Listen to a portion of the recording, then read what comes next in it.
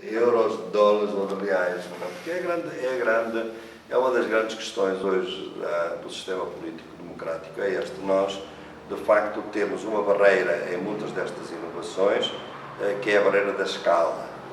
Isto é, nós conseguimos que, a um certo nível, haja muita inovação, nomeadamente os casos que há pouco vimos da democracia participativa, ao nível dos municípios, por exemplo, mas foi muito difícil fazer um orçamento da União participativo. É fácil fazê-lo numa cidade, é quase impossível fazê-lo ao nível da União. Não que fosse impossível. Aliás, houve um deputado que nem sequer era um deputado do PT, um deputado do PMDB, Pedro Simão, que durante muito tempo quis agendar uma reforma da produção do orçamento a nível da União por via participativa. Portanto, é possível. É uma questão de engenharia política, mas que exige uma reforma do sistema político. Porquê? Porque no sistema político que nós temos atualmente não há uma perda total de ideologia, para além da corrupção, para além da perda de ideologia, para além da espetacularização da política, através, enfim, de uma política que basicamente é um espetáculo mediático entre técnicos rivais de comunicação social que manipulam candidatos numa ou noutro sentido. Portanto, toda esta perda da ideologia, ela o que tem como seu recurso para seduzir os candidatos que quer manipular é terem acesso ao orçamento do Estado para seu benefício próprio ou para benefício dos seus constituintes e, portanto, do público de quem dependem para as suas eleições e, portanto, nessa medida torna-se impossível. Torna-se impossível porque não há uma reforma política, porque não há uma vontade política de fazer. De facto, nem mesmo nestes últimos 13 anos houve vontade de reformar, de fazer uma reforma política. E houve um momento em que ela teria sido possível. No momento em que, no primeiro mandato, o Presidente Lula, com grande aceitação, com uma mobilização social extraordinária, com um país diferente, a assumir os destinos, inclusivamente, do setor, dos países menos desenvolvidos, a criarem, como foi a questão dos BRICS, a criarem uma alternativa ao domínio dos Estados Unidos e da Europa. Nesse momento, sim, havia força para fazer uma reforma política. Não se aproveitou essa oportunidade e hoje é muito difícil fazê-la. É pertinente dizer que há uma deterioração das instituições, uma ideia de que a democracia foi derrotada pelo capitalismo e as ruas e praças viraram palco fértil para manifestações? Sem dúvida, eu acho que nós estamos a entrar num período em que as instituições foram sequestradas por interesses poderosos que fazem com que as instituições não estejam ao serviço para que foram criadas.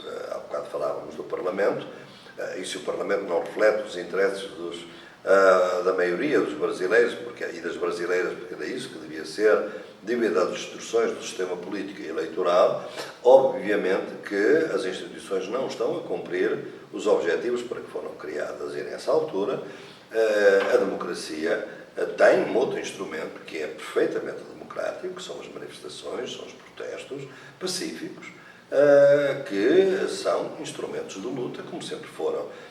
Temos exemplos extraordinários de como a democratização e a descolonização da Índia se deveu, em grande medida, a um homem que é pacifista, 100%, que através dos protestos e das manifestações, que foi Mahatma Gandhi, conseguiu efetivamente transformar, enfim, a face do país por essas formas de mobilização. Na Bolívia, as grandes transformações políticas que houve na Bolívia, sobretudo a partir de 2000, mas já também no passado, em 1950, mas sobretudo nas mobilizações que levaram à eleição do Presidente Morales em 2006, foram produto de grandes mobilizações, a guerra da água, da Cochabamba, a guerra do gás em El Alto. Foram guerras, assim se chamam, mas foram pacíficas, foram manifestações, protestos da população no sentido de reivindicar os seus direitos. Hoje a democracia tem que ser defendida nas ruas e tem que ser defendida fora das instituições. Aliás, muitas medidas que estão hoje pendentes, inclusivamente nos tribunais, é meu entender, elas terão uma solução ou outra, consoante houver ou não pressão popular para que a direção das decisões seja aquela que mais favorece os interesses das classes mais vulneráveis, populares que mais dependem das políticas sociais do Estado. Sim. E como que o senhor vê essas questões relacionadas aos diferentes tipos de fascismo que trabalha no livro Poderá o Direito Ser Emancipatório? E devido às confirmadas e recorrentes fragilidades dessas instituições, às quais a gente se referiu agora, como conceber um direito emancipatório que tenha base na própria instituição? Ou não é possível, como você já... Não, é possível. Acho que esse texto, que aliás está agora também incluído num outro livro, As Bifurcações da Ordem, continuo naturalmente a subscrever esse texto. O direito é um campo de disputa. Os textos que nós analisamos, os casos que analisamos, nomeadamente até aqui no Brasil, em colaboração com uma aluna minha, que está a trabalhar comigo, a Flávia Carle, que é uma advogada popular, nós estudámos os casos em que, por exemplo, o MST utilizou o direito para legalizar assentamentos e para poder ter algumas conquistas jurídicas.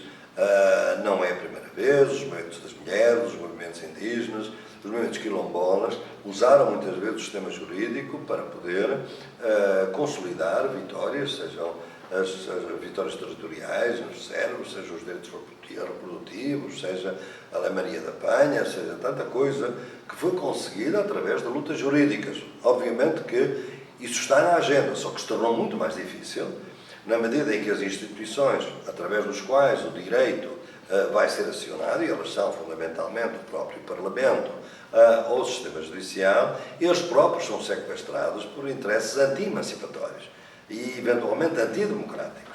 Bem, nessa altura põe-se em risco, efetivamente, o caráter emancipatório do direito, mas não é só isso que se põe em risco, põe-se em risco a própria democracia, não é? Portanto, eu penso que quanto mais frágeis forem as instituições, quanto elas foram mais vulneráveis à voracidade dos interesses económicos que querem que as instituições estejam ao seu serviço e que não querem aceitar a incerteza das instituições democráticas, que é fundamental, essa incerteza, isto é, faz-se uma eleição, não sabemos quem é que vai ganhar, o que nós temos é a certeza dos processos eleitorais, os processos eleitorais têm que ser certos, têm que ser rigorosos, o recenseamento, etc., para que depois o resultado seja efetivamente incerto. Neste momento manipulam-se os processos para tornar os processos mais incertos, a fim que os resultados sejam certos, ou seja, que se garanta que é eleito aquela pessoa que a gente quer. Isto é manipulação, isto é fraude, isto é corrupção, isto é destruição da democracia, e nestas condições é evidente que é muito difícil que o Estado, que o direito possa ser emancipatório.